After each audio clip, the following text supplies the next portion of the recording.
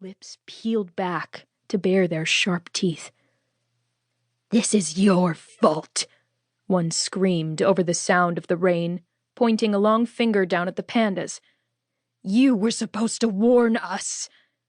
"We didn't know," Orchid shouted back. "Where's your dragon speaker?"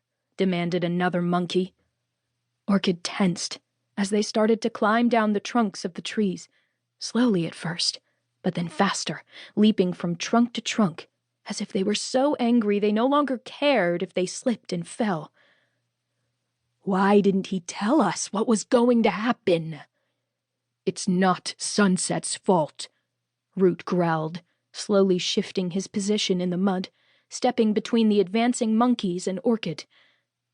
"The great dragon didn't say anything about this." "But that's a lie," Orchid thought desperately. "Or at least, we don't know it's the truth. Where is Sunset Deepwood?"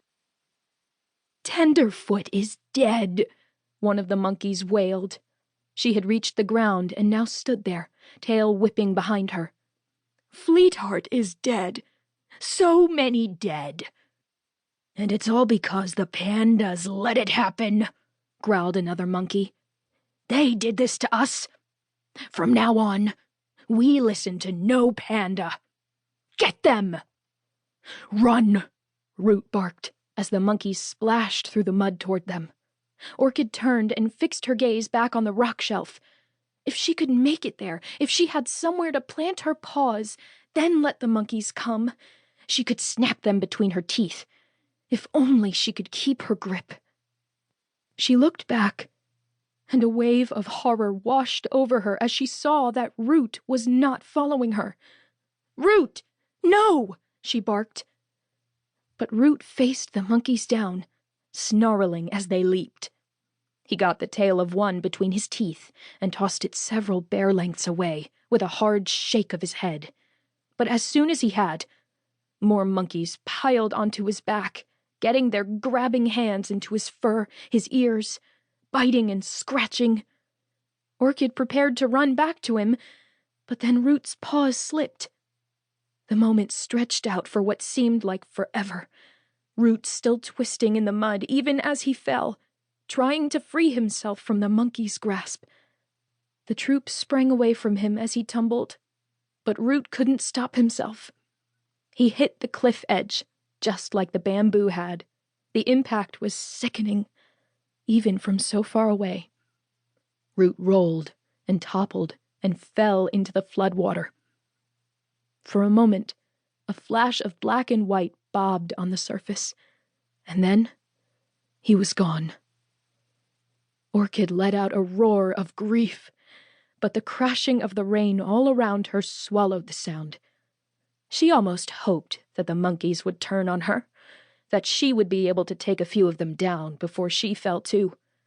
But the monkeys had gone quiet, gathering back in the high branches. Before she knew it, they were gone, and she was left there all alone. Not alone. Was it Root's voice that broke through her shock? Or her own? Or something else? Wherever it came from, it was right. Orchid would only be alone if she didn't save her cubs. She had to reach that ledge.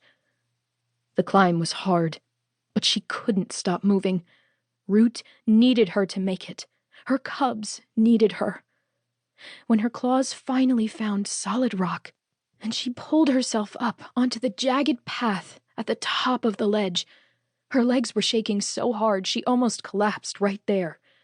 But just ahead, she saw something that made her heart sing with painful relief. There was a cave. It looked deep and solid, set into the heart of the mountain peak.